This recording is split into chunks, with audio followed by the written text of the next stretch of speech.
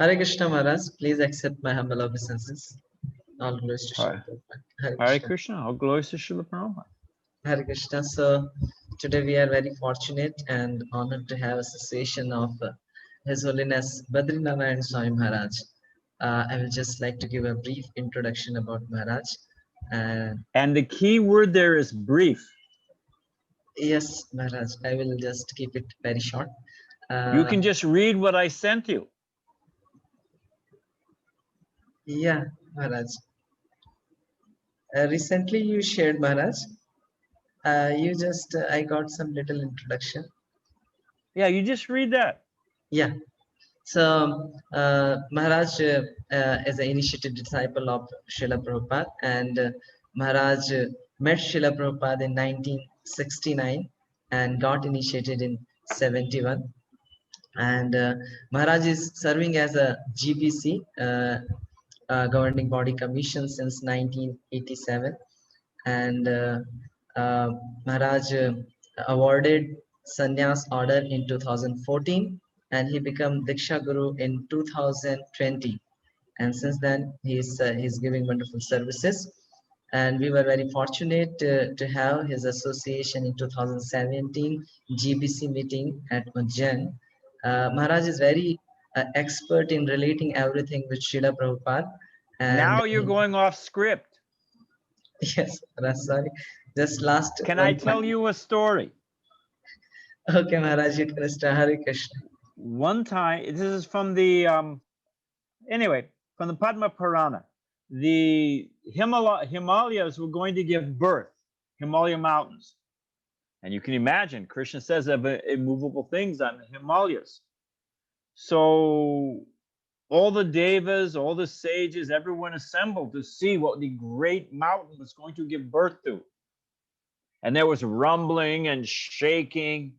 And finally, you know what came out? A few mice. That was it.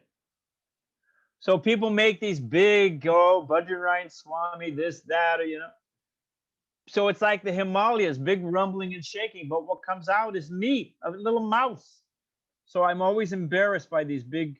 So we could just move forward if that's okay. Yes, Maharaj. Thank you very much. I would like to conclude this. Maharaj is going to address today on a topic lower than a straw in the street.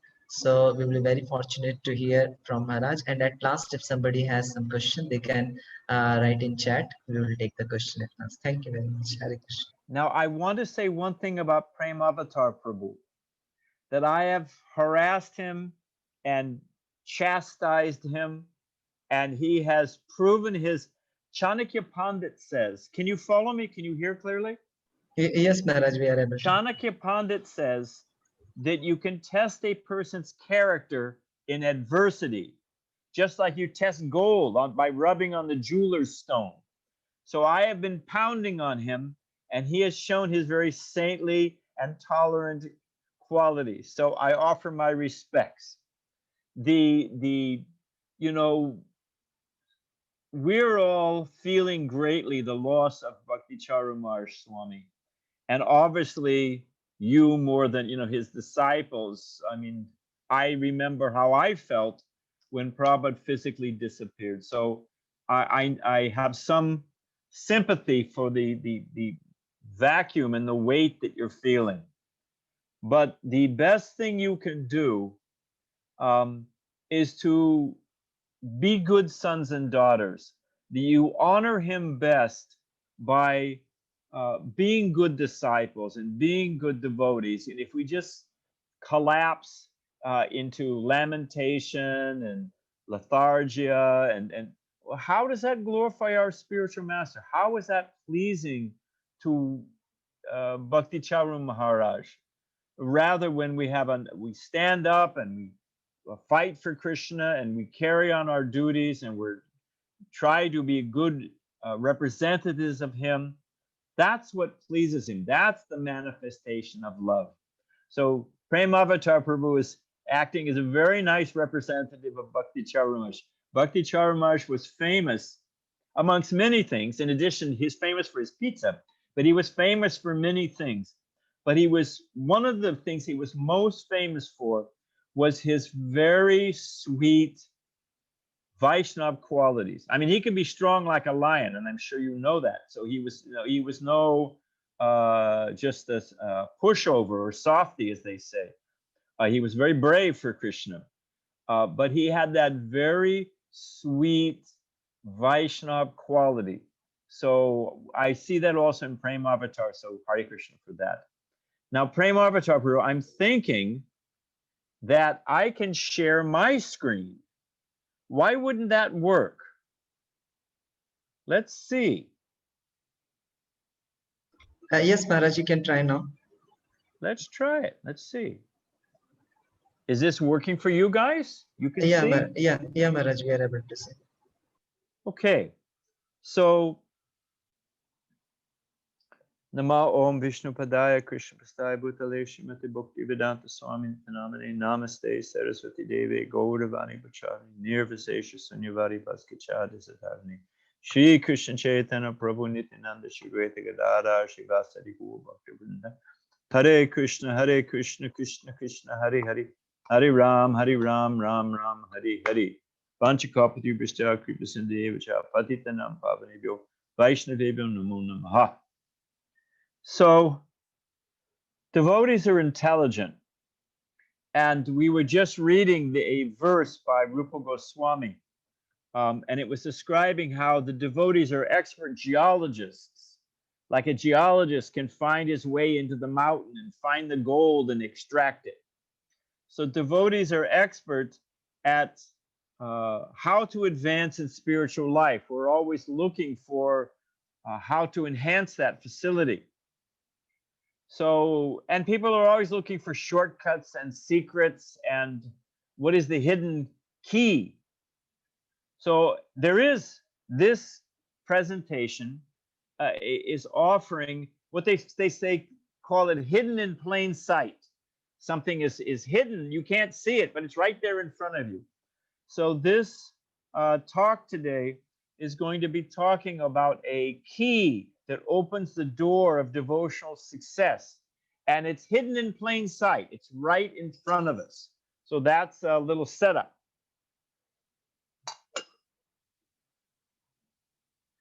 Now, okay, hold on. Okay, now how do we, Premavata, how do we get rid of, will this get rid of you guys? Okay, fine. So you guys can see the full screen now? Yes, Maharaj, we are able to see. Okay, very good. Now, it's relatively easy to understand I'm not this body.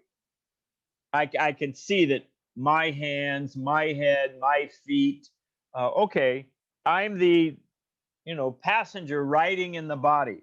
I'm the resident in the city of 9 gates. Okay, that's not so hard to understand on one hand, But people think, okay, I'm not the body, but I'm the mind, or I'm my intellect, or I'm my sense of self, my identity, my false ego. So, and we have a different, anyway, you got the picture here. We, anamoya, pranamoya, manamoya, so we have our different levels of perception. And in this way, we're stuck. See our little rat friend. See our little rat friend over here? And he's stuck in this maze. So we are stuck in this maze of concepts. I'm this body, I'm this mind, I'm this intellect, I'm this ego, I'm this philosophy. But we have to get over and above that. We have to look over that, like this little mouse. When he can look up and over, then he can see where to go. When he's down inside, then he can't see. As long as we are covered by these concepts, we can't understand, really. We're like in a maze. Only if you see it from above can you understand the path. So we need to rise above these things, our sense of body or mind, intellect, anamoya, pranamoya, like that. And Krishna makes this point. It's the beginning. A person in divine consciousness, although engaged in seeing, hearing, touching, smelling, eating, moving about, sleeping, and breathing, always knows within himself that actually he does nothing at all. So this sense of witnessing the mind, being separate from it, watching the body work, watching the mind work, watching our false ego. Wait a minute, that's not me. That's my body. Wait a minute, that's my pride. That's not me. So that ability to detach ourselves and be a introspective sage, watching the activity. That's the key to the thing. And Krishna says, because while speaking, evacuating, receiving, opening or closing his eyes, he knows that only the material senses are engaged with their objects and he is aloof from them. This ability to see ourselves aloof from these activities of the body, the mind, and that's the key. That's a beginning step. We need to be introspective sages, as it says in Bhagavad Gita. We need to learn to be detached and able to watch our body, mind, intelligence, and false ego working. So here is that, with that as a background, we have to actually watch. We have to say, just like Raghunath Das Goswami says, my dear mind, you are no Vaishnava. So he's watching his mind working and he's instructing his mind. In the same way, we have to learn how to instruct. Who's in charge here? Are the senses are in charge? Are the false ego in charge? No, the jiva, I'm in charge. So we have to, how to do that? So we have one of this key to opening up the door of devotional service is packed inside the Shikshastikam of Chaitanya Mahaprabhu. Now, here's the verse we're going to study. This verse, Srila Bhaktisiddhanta Saraswati Thakur said that we should all wear this verse like a garland around our neck. In other words, it should always be with us. So that verse, Trinadapi Sunichena, Tororiva Sahishnuna, Amanina Manadena, Kirtaniya Sadahadi. We're going to unpack this verse. That's our goal today. And here, of course, the English, one should chant the holy name of the Lord in a humble state of mind, thinking oneself lower than the straw in the street. One should be more tolerant than the tree, devoid of all sense of false prestige, ready to offer all respects to others while expecting no respect for oneself. And what is the fruit? In such state of mind, one can chant the holy name of the Lord constantly. So we're going to unpack these verses, these lines. First, lower than the straw in the street. Straw was the most, actually, these are pictures of grass, and straw is even lower than grass. It's dried up grass. So people are walking on it. No one takes it seriously. No one even notices. So most insignificant, most humble position, to feel oneself lower than the straw in the street. And Prabhupada says in the Bhagavad Gita, in one of his purports, it's that section where he lists all the different qualities of knowledge, the elements, symptoms, features of knowledge. And he starts off by saying the beginning of knowledge is humility. If we want to advance, humility, more tolerant than the lower than the straw in the street, that humility. And who are we actually? I mean, look at the reason I selected this picture is you see, who are we? We think we're so big and so important and our issues are such, the major focus, but in the grand scheme of things. So Tamal Krishna Goswami told me a story. One of the great heroes of our society, Tamal Krishna Maharaj. I think 1967, 68, something like that. He was appointed as the temple commander for the LA temple. He wasn't the GBC. We had no GBC at that time. He wasn't the temple president. He wasn't vice president. He wasn't the treasurer. He was the temple commander. And LA at the time was the biggest temple in ISKCON. And it had maybe 35 devotees living in the temple. We had practically no congregation. Maybe we had, 20 people who would come to the temple. Not much, maybe 100 at most. So, and he was thinking now the Prabhupada was there, the world headquarters, and now I'm the temple commander. So very important position. So he went to Srila Prabhupada and he said, Prabhupada, I have this big position as temple commander of your world headquarters, Los Angeles temple. And I'm afraid I'm going to become puffed up. I'm going to become infected by pride. What should I do? How do I avoid this? Prabhupada's answer was, you think like this. You meditate that there's Krishna expands to Mahavishnu, Karmadakshai Vishnu. And from his one breath, one exhalation, all the universes come. And in one of those universes, Krishna expands again, and he becomes Garbhodakshai Vishnu. So from his breathing, one exhalation, so many universes. In every universe, there are so many planets. Every planet, there are so many continents.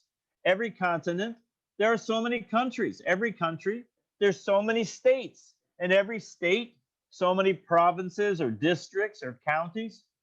Every district, every province, every county, there's so many cities. Every city, there's so many streets. There's so many blocks. On every block, there's so many houses. In every house, there are so many rooms. And in one of those rooms is Tamal Krishna Goswami thinking, oh, I'm very important. So if we can just keep things in perspective, who are we in this world and how, oh, we're so important in our issues and this and that. So we need to be humble.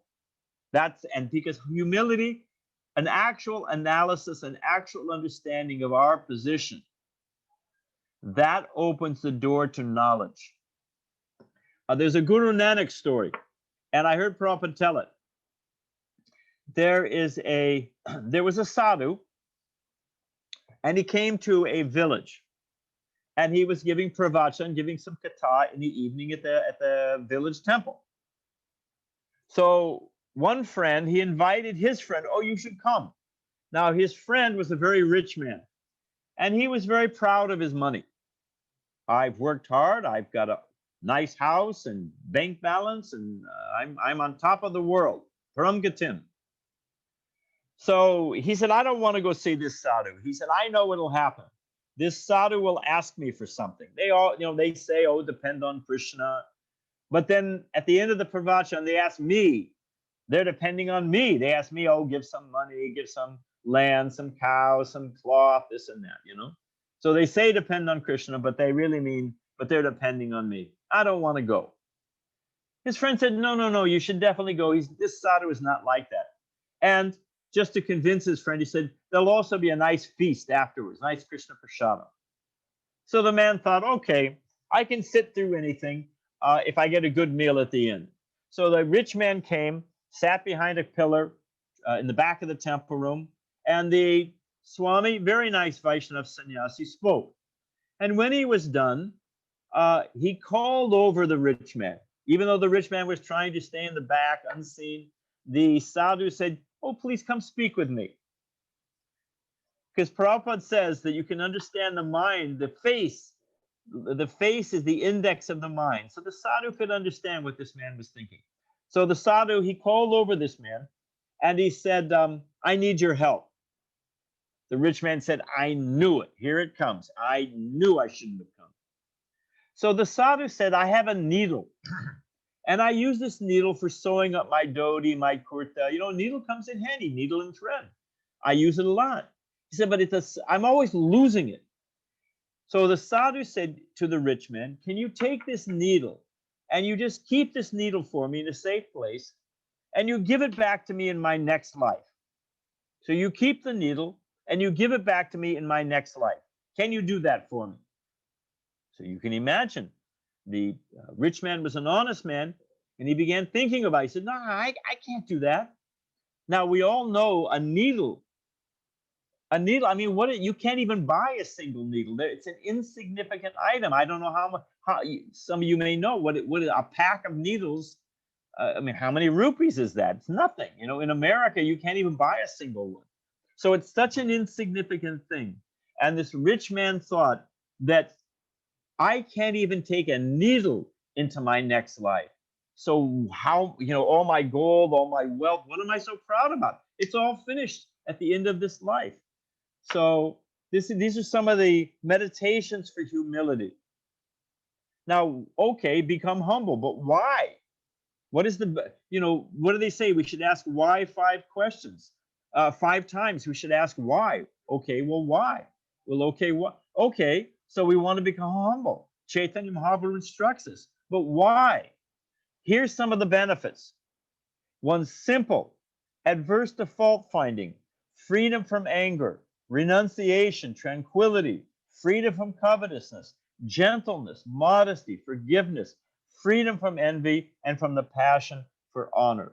Krishna lists these as the divine qualities in the Bhagavad Gita. So to have this mindset, these qualities, we become very happy. You can see right here, we become peaceful, we become tolerant, we become friendly. So humility is a great benefit, but it needs to be based on spiritual insight. Another quality of humility is you can take good instruction. You know, the Prabhupada, we don't have time to tell the story, but there's the famous story about the 2 men arguing about the scissors and a knife, how to cut a rope. And they actually came into a death battle. And even the man was being drowned. He wouldn't give up his advocacy for scissors. So pride blocks us. Who are you to tell me? Well, I'm just thinking of the time, but I'll tell it quickly. Prabhupada tells a story about, well, it's a visual thing, so we don't have that facility. So we'll push on. But the ability to take good instruction, tadidi pranipatena, you just try to learn the truth by approaching a spiritual master. Why? Because they have seen the truth. So who am I? I'm a bewildered, conditioned soul. Let me hear from someone who actually knows the truth. That's humility. It gives us the ability, note this, it gives us the ability to hear and take good instruction. It also, if we're humble, we have the willingness to change and grow. If we think we know everything and I'm perfect, then we're going to stay in the same rut we're already stuck in. We'll be like a hamster on a wheel. We won't go anywhere. But if we're humble, we're willing to hear, we're willing to take good instruction. And the fruit of that good instruction is we're willing to change and to grow. So these are some of the benefits of humility, being lower than the straw in the street or humble. Now, does this mean low self-esteem? I feel worthless. I feel depressed. You know, I've got all bad qualities. Who am I? No. Look at Raghunath Das Goswami, his humility breaks one's heart, how humble he was. But he was an author, keenly intelligent, one of the 6 Goswamis, the cornerstone of our Sampradaya. So far from being low self-esteem. Here's another example. Prabhupada says there's 2 great Vaishnava heroes. Hanuman. Hanuman is the hero of the Ramayana, and we have the hero of the Mahabharata. We have Arjuna of the Pandavas. So they were not weak-willed. They were very powerful. They were leaders. They were fighting for Krishna. So humility doesn't mean that one becomes inactive, paralyzed by low self-esteem. That's not what we're talking about at all. We have the example of Srila Prabhupada. He said, you know, for Juhu, how he, you know, fought. Everyone left and Prabhupada wouldn't leave. Prabhupada said, we have New Vrindavan, we have New Jarikhand, we have New, you know, New Dwarka. Prabhupada said, we can name our temple in Juhu New Kurukshetra because of the battle. So Vaishnava doesn't mean one becomes, you know, weak-willed. Prabhupada said, there's a wonderful story that Prabhupada was in Paris. And this was, I don't know the exact date, 75, something like that. And It was the time of communist revolution, and the students were rioting in the street, and it was actually quite dangerous. And they told Prabhupada we shouldn't have any public programs. Prabhupada said, no, definitely we're going to have public programs. So Prabhupada was speaking, and there were some communist agitators. And Prabhupada was describing Varnashram, that if you want to have a sane society, just like a machine, you know the example, the body has all of its parts and therefore can function. So Prabhupada was describing there's 4 divisions in society. Now these guys are communist, you know, and divisions means exploitation. You've got the capitalists and the proletariat, and you know, so they just became enraged and they started shouting. And one man, you can hear the tape, and the man is shouting at Prabhupada. He's shouting that I suppose you think you're first class. I suppose you think you're first class. And Prabhupada responded. Prabhupada said, no. He said, I am 5th class. I'm a servant of all the other classes.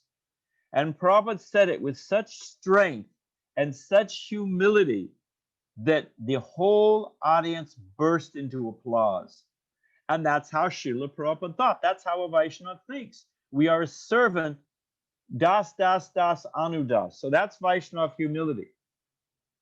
So we're going to finish this point, but from the lowest thing, straw, which nobody even cares for, by the medium of a cow, it becomes the best of things, the miracle food, milk.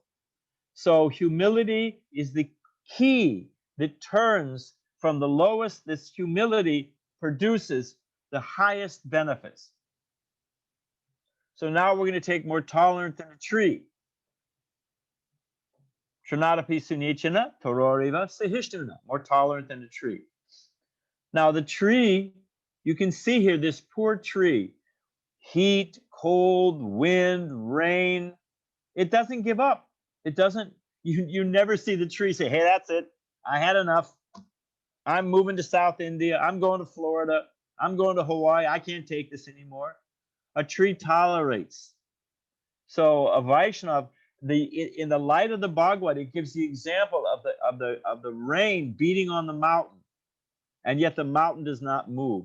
So this tolerance, this is a sign of a Vaishnava. Prabhupada said the ability to measure a person's strength is the ability to tolerate. I mean, look at this guy. This is the Olympics. I don't know how much he's free lifting or whatever they call it, but just between you and me, our friend here, he's going to become a gorilla in his next life. But, you know, the Olympics, these feats of strength and skill. But the real measure of a person's strength is their ability to tolerate. Here we see the qualities of a Brahmin. Dhamma, tapa, shantir, self-control, austerity, tolerance. Who do we want to be? Do we want to be like this gorilla? Anger, frustration, competition, pride. Look at his face. Do we want to be like that? Or do we want to be a saintly Vaishnava, peaceful, tolerant? So that's it. These are some of the benefits of tolerance. Like a tree doesn't discriminate. We should be tolerant like a tree. So what are some of the qualities? A tree doesn't falter. A tree is tolerant of the elements. A tree doesn't discriminate who to give its fruit to. It doesn't say, okay, you get a mango. No, you don't get it. None for you. So similarly, a Vaishnava is compassionate to all. We want to see everyone nourished in spiritual life. This is a symptom of a Vaishnava, is that quality. So we don't discriminate who to give mercy to. A tree is a kind shelter to all. A tree doesn't determine, okay, you get shade, you don't get shade. Anyone, whatever their qualification, the robber, the king, the sadhu, they all get the shade of the tree. So we need to have that broad vision. That's one of the benefits of tolerance. We can become kind to all, compassionate. And we tolerate all kinds of offenses. Here we have people carve their names on trees. We all know the dogs, in their own offensive way, they offer their respects to trees. So abhishekam. So how to tolerate? You know, a tree tolerates these things. So these are some of the benefits. If these are prerequisite qualities, this is my point. Well, we'll get there in a second. The tree, even it's dead, it gives up its body for the service of others in the form of wood. So just see what we can learn from the tree to be more tolerant than the tree. Now here it says, ready to offer all respects to others while not expecting any respects for ourselves. Prabhupada talks about the dog hog glorifying society. I praise you, I expect you to praise me. But here we're willing to offer all respects, but we don't expect any respect from others. Bhagavad Gita, humble sage by virtue of true knowledge sees with equal vision a learned and gentle Brahmin, a cow, an elephant, a dog, and a dog eater. So we offer respects to everyone because we know they're part and parcel of Krishna. We don't see this higher and lower. I mean, in social interaction, we have things we have to do. But this is how we offer all respects to others. They're eternal part and parcel of Krishna. We have the example. What is the result of the thing? We have humble Maharaj Ambarish and we have prideful Devarsa Muni. And we see that Devarsa Muni, even though Devarsa Muni was so powerful, he became completely agitated by that. It wasn't even an offense, but just because he thought that Ambarish had ignored him. Immediately, he became so agitated. So, for no good reason, even though he was such a great yogi, he became agitated and angry. The other side of the coin, Maharaj Ambarish, even the man tried to kill him. Maharaj Ambarish was completely peaceful and wanted to see Devarsa Muni benefited. So this is one of the benefits of tolerance. We can learn from these examples. We have the example of Rupa and Sanatana Goswami and the Pandit Rupa Narayan. I'm going to assume you know what that means. So here's one of the reasons. Here's another secret or another key. If we can think like this is a sutra that has helped me. It's just sutra, it's short, but it's helped me through many difficult times. Bhavagrahi Janardanam. This means that Krishna knows our heart. Krishna knows our mood. We don't have to prove ourselves to others. We don't have to prove that we're wonderful. We don't have to prove that I'm right and you misunderstood me, or, I had good intentions and, you're finding fault with me, but you don't know. We don't have to get involved in that game, that circus, that round and around maze. We don't have to do that because we know, all right, I did my best. And Krishna knows. Krishna is the witness of all things. He's within my heart, Chaita Guru. And therefore, that's all I need to do. If samsiddhi haritoshanam, if my measure of success is Krishna's please, and I've tried my best to please him, and Krishna knows that because he knows everything, that's my shelter, that's my solace. I don't need to get revenge. I don't need to prove myself. And if one has that psychology, one becomes a great burden comes off one's back. I think we have a slide. Here we go. Mundane pride is a great burden. This is the dictionary, Oxford English. If one's pride, the opposite of tolerance is pride, arrogance. So arrogant, disdainful conduct, haughtiness, conceit, condescending, excessively high opinion of oneself. Our little friend here, we can see he's just desperate for someone to praise him. If he's getting praise, clap, clap, clap, applause, oh, how happy, happy, happy he is. That means if he doesn't get it, it's like if you don't eat, you become hungry. He's so hungry. So this always chasing after pride and recognition, it's a great burden to carry. And a Vaishnava is free from that. I just want to please Krishna. Another danger of pride is it leads to offenses. We have the classic example of Indra, Lord Indra, and the Govardhan Leela. So this pride, we want to step on top of others. We want to be, I am the best and you're under me. So this it leads to offenses. And how do we counter this? This is another secret given to us by Srila Bhaktisiddhanta Saraswati Thakur. He said that we should try every day to serve 10 Vaishnavas. Simple thing. Get them a cushion when they're trying to sit down. Open the door for them. Save a little Mahaprasadam. Say some sweet words. It's not a difficult thing. But this is a what do you call it? An antiseptic. It is a curative against pride. If we try to serve 10 Vaishnavas, if you can't serve 10, serve 8. Can't serve 8, serve, but at least serve 1. So now, if we're more tolerant than the tree, lower than the straw in the street, ready to offer our respects for others, and we're not expecting any respect for ourselves, what is the fruit? What is the parayojana? Sambandha, avideya, parayojana. So Chaitanya Mahaprabhu gives the fruit. What is the fruit? If we develop this state of mind, of these qualities, we can chant the holy name of the Lord constantly. That's the fruit. Well, hang on a minute. Why do I care? What's the benefit of being able to do that? A parrot can repeat. So again, ask why 5 times. So this is the fruit, and why does it matter? Happiness, is it based on conditions, or is it based on consciousness? The materialistic person, driven by lust, greed, anger, 3 modes of nature, this is the world that he lives in, or she lives in. Always full of tension, anxiety. There's all, what is it? Pavarga, dharmasya hiya pavargasa. Pavarga, working so hard, foaming at the mouth, baffled, frustrated, on underlying angst and fear. And then death comes along and finishes the whole thing off. Here's our little friend right here. So that's if we depend. But consciousness, that's a whole other thing. We see the consciousness here. Now, let me ask you a question.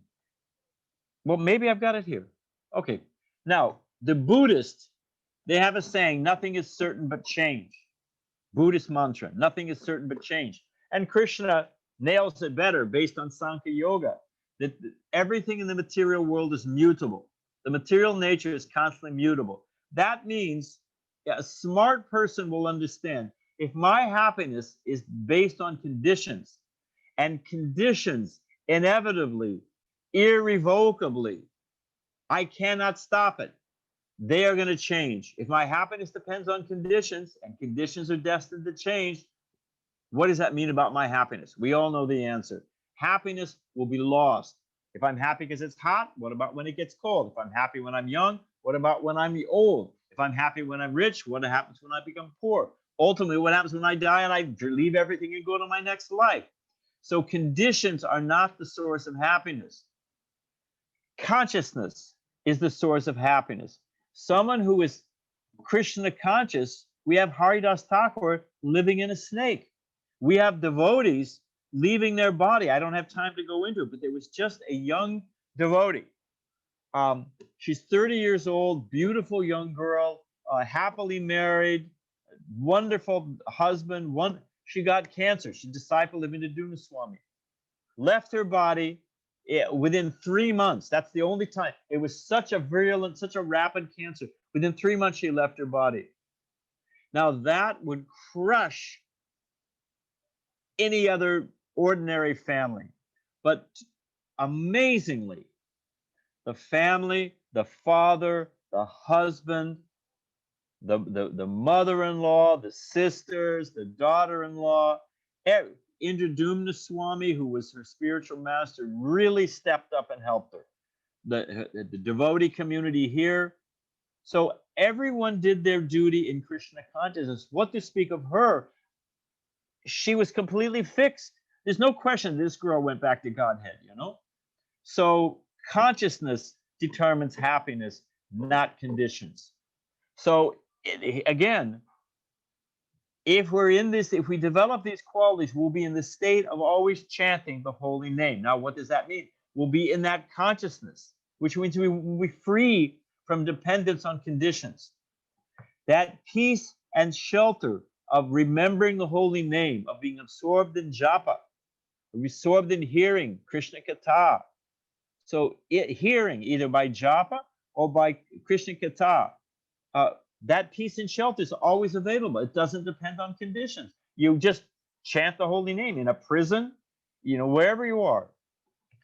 The power of chanting the holy name without offense. It is Krishna Surya. It cleanses the heart. All the anarchas, all the frustration, just like when the sun evaporates the fog.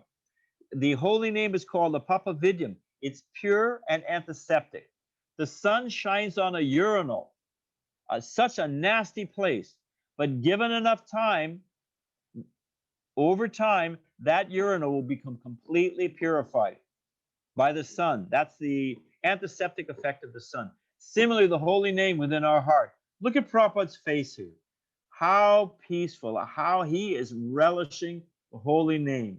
And that is the birthright, the gift of every living entity, if we take up the instructions of Chaitanya Mahaprabhu. Chaito Darpana Marjanam. It's pure chanting, cleans the heart, like the sun burns away the fog. Where did Lord Ram shoot Ravana in order to kill him? We know Ram Leela, every time he shot off one of his heads, a new one grew back. He had to shoot Ravana in the heart. And the point is that we have all the 10 heads: lust, greed, anger, envy. You got the idea. And you cut off, you satisfy it, you stall it, it just comes back. It's never. You have to cleanse the heart. If you cleanse the heart, then the manifestation of the heart, either the anartas or the divine qualities, they'll come out. So this is by pure chanting, as described here, all the anartas come out of the heart, are removed. This is the sweetness of a Vaishnava's vision. I heard Prabhupada explain this one time, and it's very nice. Consciousness or conditions, remember this. So for the materialist, and Prabhupada says there will always be 3 categories of people. There'll always be people who are less fortunate than us. There will be people on the same level of us, and there will be people who are more fortunate. It's always going to be like that. Even you're the top on this planet, you're Bill Gates or whoever, well, go up to Indra Loka. Even you're Lord Indra, then go up to Brahma Loka. Where does it stop? In the material world. So there's always going to be 3 categories. So Prabhupada said, someone in material consciousness, how do they see it? Someone less fortunate than them, then they exploit them. They take advantage of them. Like that man standing on the other man's head, you know? So less fortunate, take advantage. Someone who's on the same level as me, compete. Try to push them aside. Someone who's superior than me, more fortunate, then we're envious. We're covetous. We're envious. So for the materialist, we're either exploiting, competing, or we're envious.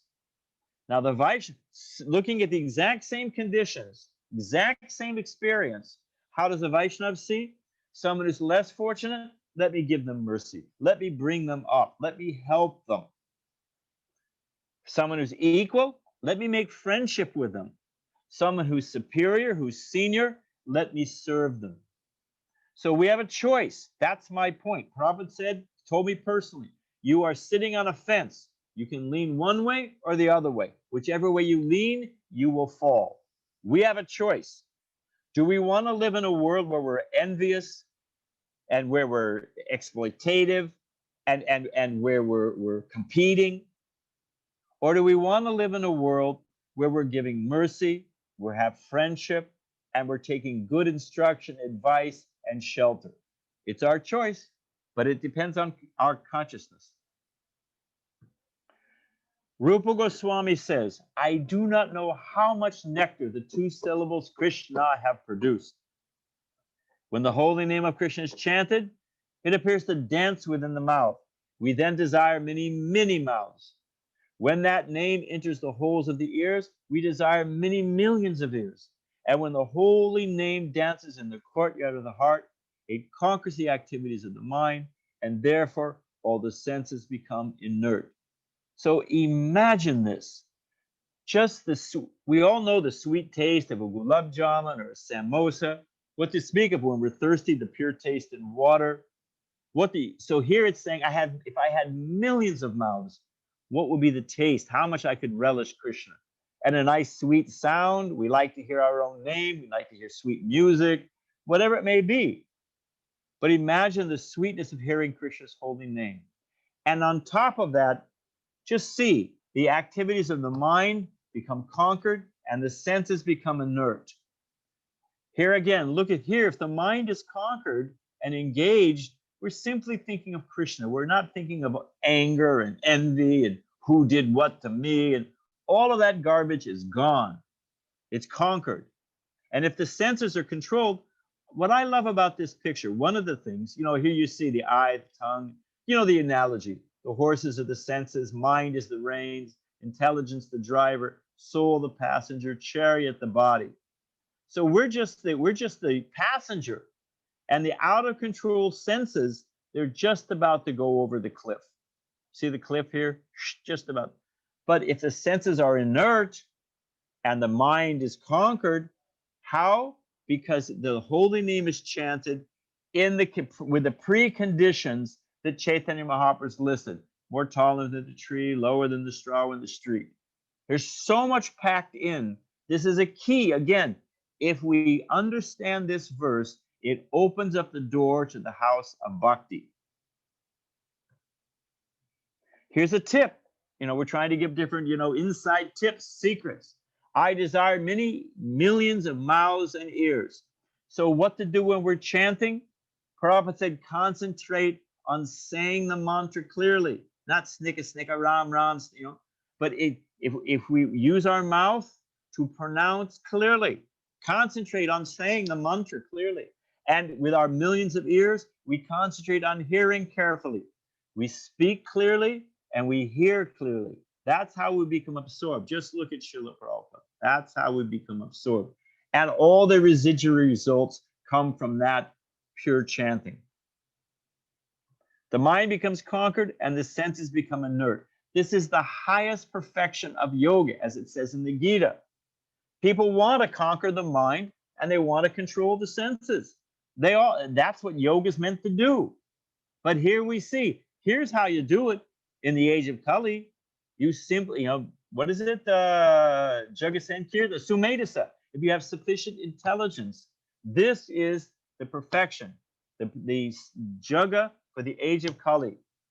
And what are the fruits? What's the measure? Okay, let's measure. Let's measure your yoga. Your yoga is you go out and you smoke a beedi afterwards. Or even you're a great yogi. You fall down with some heavenly society girl. Or you burn her to ashes with anger. But the mind becomes conquered and the senses become inert by pure chanting. It is the perfection of yoga. We don't say that lightly. So we're almost done. Ripened fruit of offenseless chanting. Okay, we want to come to this. We've given some symptoms of the ripened fruit of offenseless chanting. But here's some more. What does a pure devotee see in his heart? Now we know Paramatma is there in the heart. We know that. But Chaitanya Mahaprabhu, this is from Ishwara Puri, Chaitanya Mahaprabhu's guru, the disciple of Madhavinda Puri. Those fortunate souls dwelling in the forests and the Himalayas may have their hearts overflowing with joy from absorption in the super soul. So here's the usual conception of perfection of yogi. Here's the yogi fixed in meditation, and he's seeing the super soul, Shantaras. But the rest of the verse by Ishwara Puri, this is quoted by Rupa Goswami in his Padyavali. But as far as I'm concerned, okay, here's what the yogis see. But as far as I'm concerned, I desire only to see within the heart the frolics of a cowherd boy whose complexion is more brilliant than a blue sapphire, who embodies the love of the gopis and who sports in Vrindavan with nary a care. This is what a devotee is experiencing. A devotee is experiencing the beautiful, sweet form and pastimes of Krishna. He moves in, a devotee moves into Dasya Ras, all the different rasas, not Shanta, not static, but he moves into the 5 ecstatic or active rasas. So what is the result of pure? Individually, we know what happens with pure chanting. And we've described that, how we come to the highest relish and free from all anarthas and anxieties and whipping of the mind. Hold on a second. But Prabhupada was on a radio show, and it's a long story, but the short version is the man was so frustrated. He asked Prabhupada, why do you shave your head? Why? And Prabhupada said, he was a lady reporter. Anyway, it's a long story. I'll just tell one part of it. So the man said to Prabhupada, and he was very nasty. Actually, he was quite a nasty guy. He changed at the end. Prabhupada turned him around. But he said, you know, what is the use of you coming here to America? This is especially in the 1970s. This is 1970. And India was just, you know, coming out of the colonial days and just getting, you know, was just trying to make sewing machines and bicycles. It was just getting going. So the man said, you know, the death rate is so high in India. What can you teach us? Why have you come to America? Go back to India. Help your own country. Prabhupada said, you say that the death rate in India is so high. But I say the death rate is the same everywhere, 100%. And the man was stunned. He didn't know. There was a long pause, and you can hear on the radio. The man was stunned.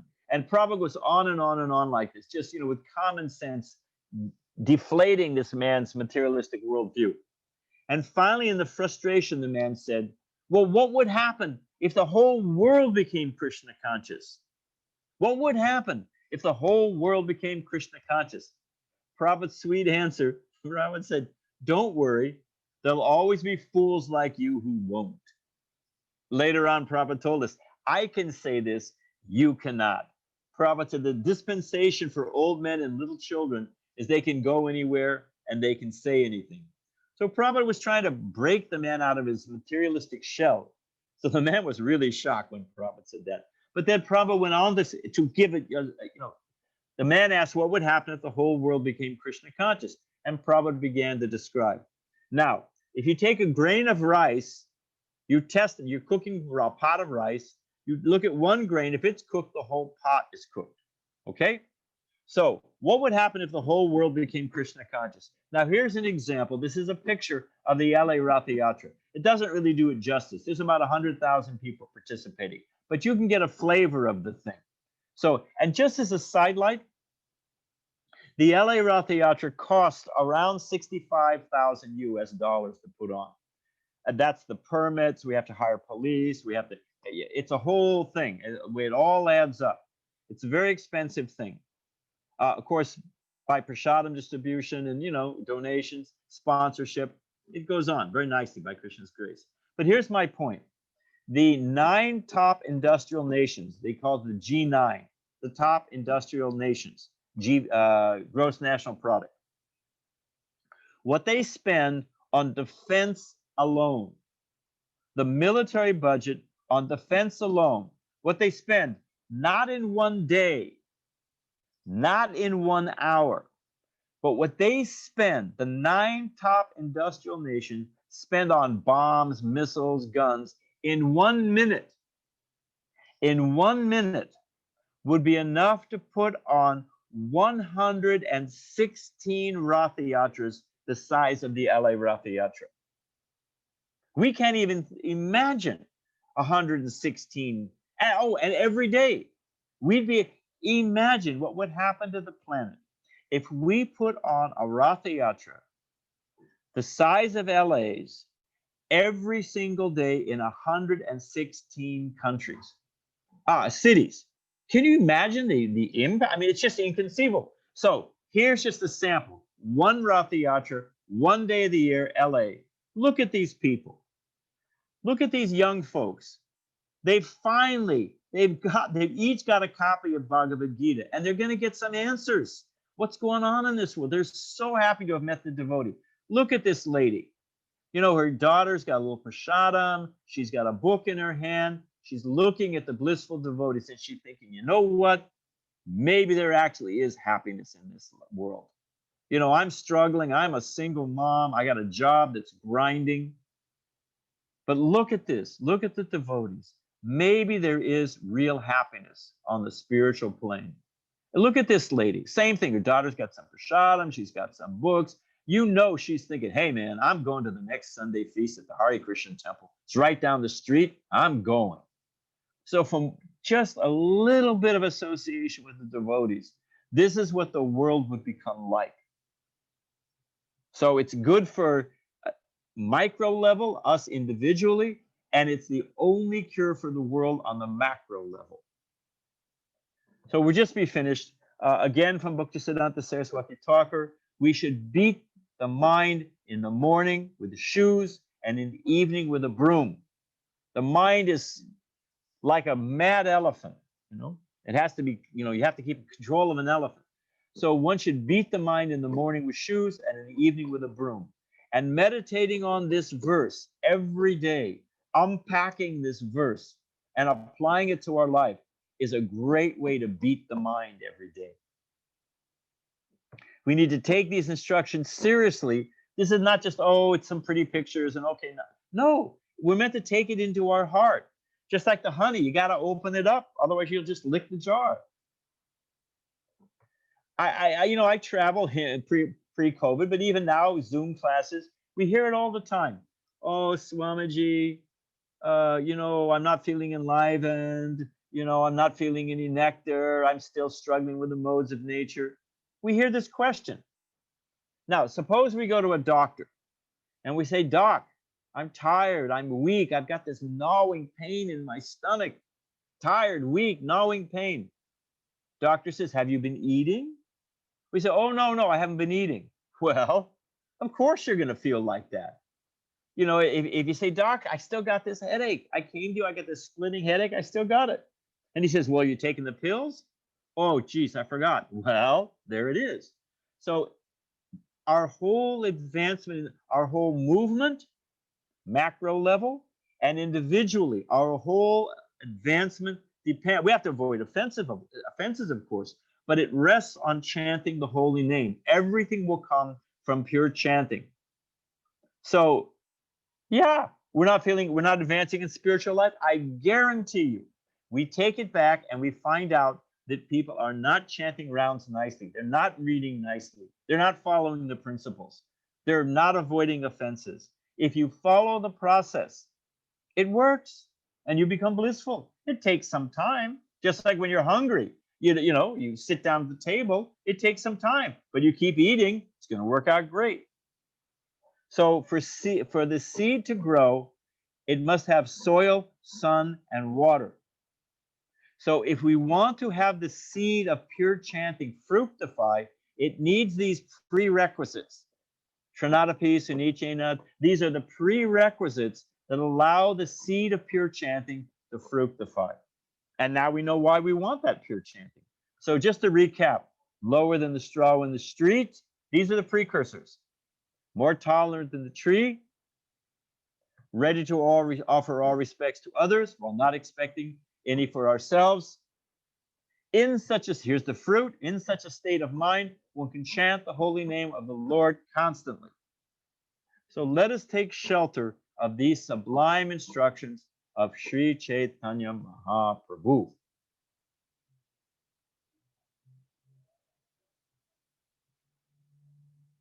Okay, Hare Krishna Prabhus, nice to see you all again. So we started at 7 o'clock, right? Hey, we're right on schedule. We could take a few questions if you have some.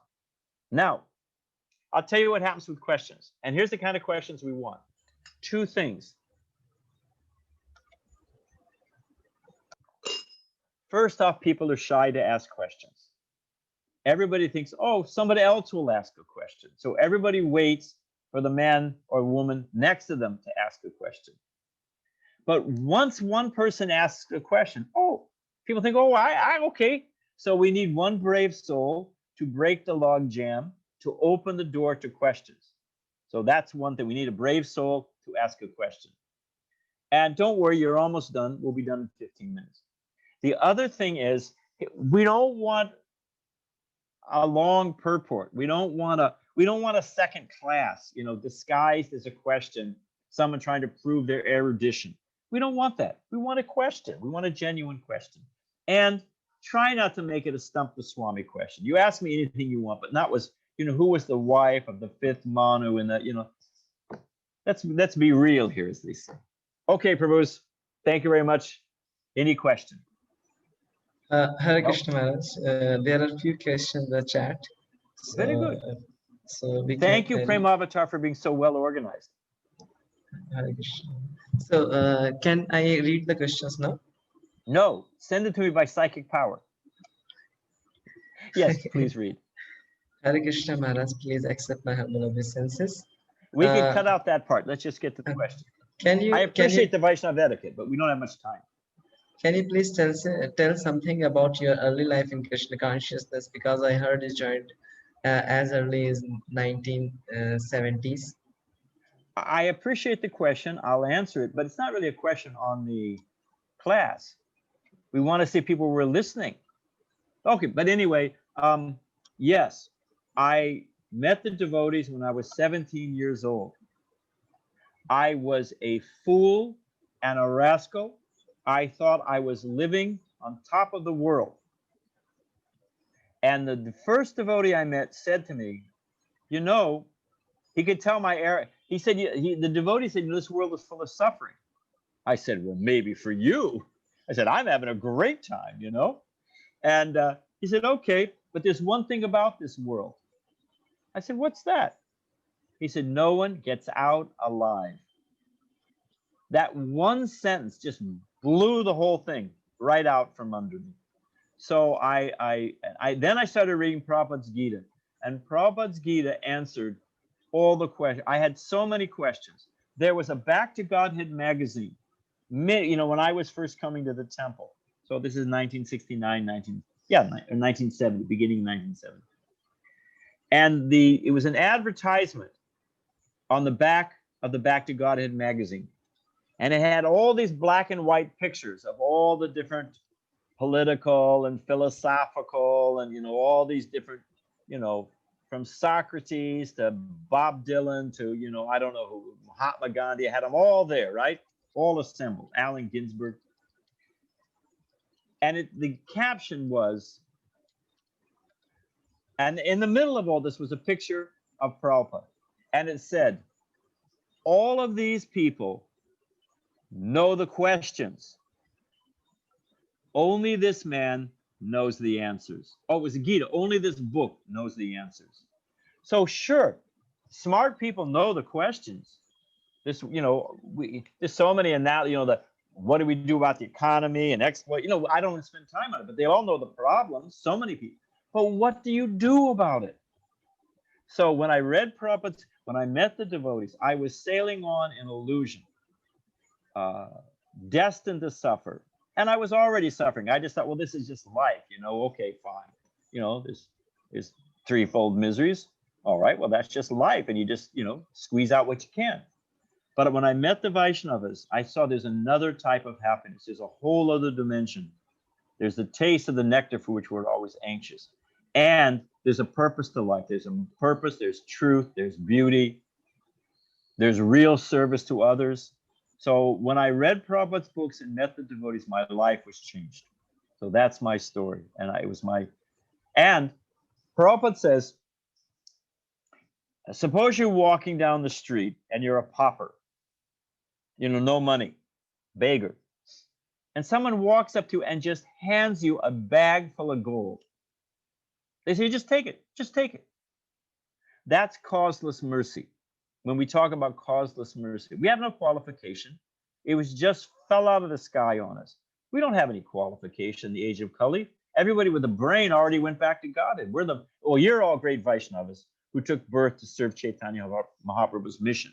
But I know what I was. I was a fool, stuck in the bottom of the barrel of the age of Kali. And the Vaishnavas and Srila Prabhupada poured their causeless mercy on me. So Prabhupada said, when we receive causeless mercy, he said to Madhavisa Prabhu, because it says in the Gita, one whose reactions to sinful activities is eradicated, no more sinful activities, and pious deeds, a good stockpile of pious deeds, he or she can take the devotional service. But Madhavisa said, Prabhupada, I didn't have any stockpile of pious activities. I was sinful till the day I met you. How is it that I've taken the devotional service? And Prabhupada said, it is causeless mercy. I have created your good fortune. I've created it. And then Prabhupada said, all I ask, yes, he's asking something. All I ask, you've received this great good fortune, like this beggar who got the bag of gold. All I ask is you go and create good fortune for others. So as we have received so much mercy, there is an obligation. Of course, it's sweet It's a sweet, sublime obligation, but we should give that mercy to others. So that's my life. I met Prabhupada, I received divine mercy, and now, to the best of my small ability, I'm trying to give it to others. And it's sweet. Next question. Thank you, Prabhu. Good question. Another question is how to develop real humility as I am bounded by previous conditioning, has particular nature. Is this class been recorded? Yeah, Maharaj, this class is Listen to the recorded. course. Listen to the class. I'm not going to repeat what I already said. Okay. If you practice, come back to me and ask me that question after you have noted the points made in this class and followed them. I'm serious. And I'm not trying to be heavy. I'm actually trying to help. Go back, listen to this class, note the points. They're not from me. They're from Chaitanya Mahaprabhu. I'm not blowing my own horn or, But if you practice the points in this class as given by Chaitanya Mahaprabhu, there's your answer. There's no better answer. There's no second answer. Next question. There is question. I heard you was very good friend of His Holiness Bhakti Swami. Can you please mention one pastime with him, which will be the most memorable for you? Thank you so much. I don't know about most memorable, but I can just remember a few that come to mind. This one doesn't really have a purport, but it's sweet. Bhakti Maharaj was here in San Diego. Bhakti Maharaj was such a Vaishnav, and such nice etiquette and such a deep scholar. I remember someone said about Prabhupada one time. They said, Hayagriva said it. Prabhupada had his consciousness in Vaikuntha and his feet firmly on the ground. And it's an American saying that means one's a practical person. When you got your feet on the ground, you put one step in front of the other, you know where you're going, So Prabhupada was both completely transcendental, but he was a very practical. Prabhupada said, I'm an old Calcutta boy, when people tried to cheat him. So Bhakti Maharaj, in America, you don't know what you're dealing with, but America's just wild. It is a circus, it's just like a 3-ring circus, So you've got your own far out people there, it's Kali Yuga. But this person was on drugs, but we didn't know. But here's the point. Bhakti Maharaj gave a fantastic class. Of course, it's in the evening, temple room's packed, all Western young folks. And this one guy asked this rambling question. He asked about my ecstasies. My ecstasies come out of my head, and I can see them on the floor, and they're shining, and then they bounce off the walls. I literally like that. He finally finished. Bhakti Maharaj looked at him and said, have you ever taken? And then he said, what is it called? LSD? It's an intoxicant. It was a perfect day. Everybody laughed, because this man was obviously, his brain was so scrambled. Then the guy didn't quite, everybody was in ecstasy. It was a perfect answer. And then to frost the cake, to come in on the second best, it was a great, put the guy right in his position, put everything in focus. This guy is nuts, and just chant Hare Krishna.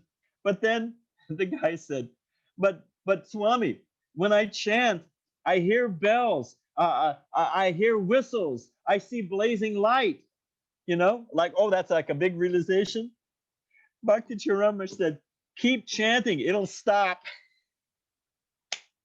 But, oh, everybody loved it. Everybody clapped their hands. He said, it's the perfect, it was the perfect answers, put the guy right in his spot, and actually helped him. Come on, So that's I can think of a number, but that's one. I just remembered it by your grace. All glories to Bhakti Maharaj. Okay, one more question and we'll be done. Yes, Maharaj, there is one last question. Here's the thing. Hang on. Here's the thing, Prabhus. And I saw it on something, anyway, somebody sent out. And it's true that I remember how I felt when Prabhupada left this world. And amongst so many other things, one of my biggest fears was Prabhupada, was he going to fade from my heart? My grandfather, I was very close with my grandfather. He passed away. And you know, after 6 months, after 6 years, I couldn't remember him, you know, unless, you know, if I looked at a picture, I couldn't remember his voice, but if I looked at a picture, I could remember his voice. I could remember a little bit of something, you know? Hold on a sec here.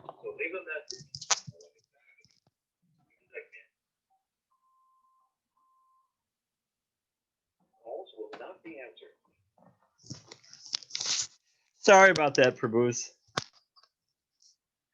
My day's beginning here, so I forgot to unplug my phone. That was my phone.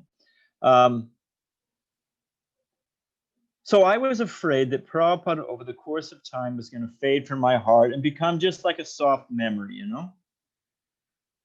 But I can tell you that Prabhupada is more in my life, is closer to me. I am closer to Srila Prabhupada.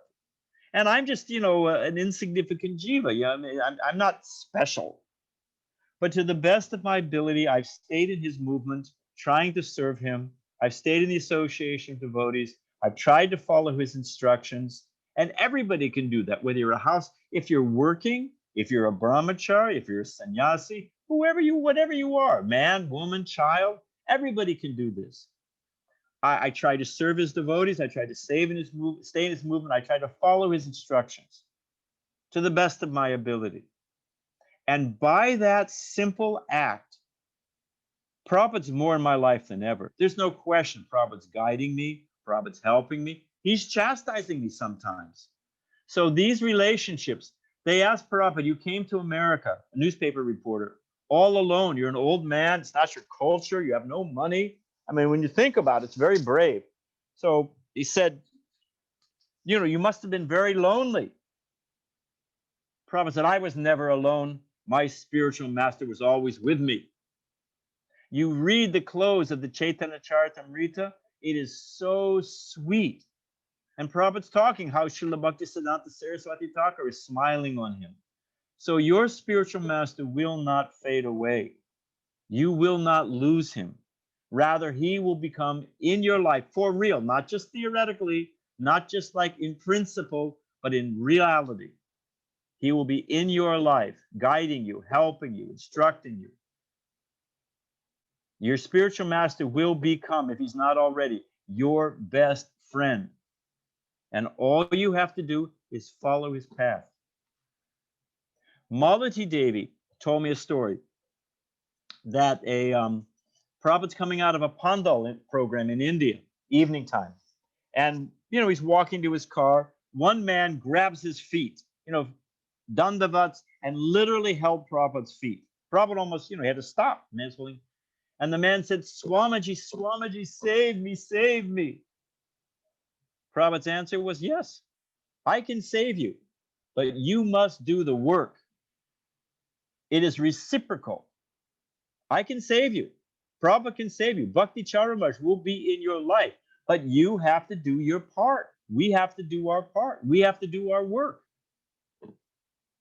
So don't be in anxiety. You have not lost Bhakti Charumash.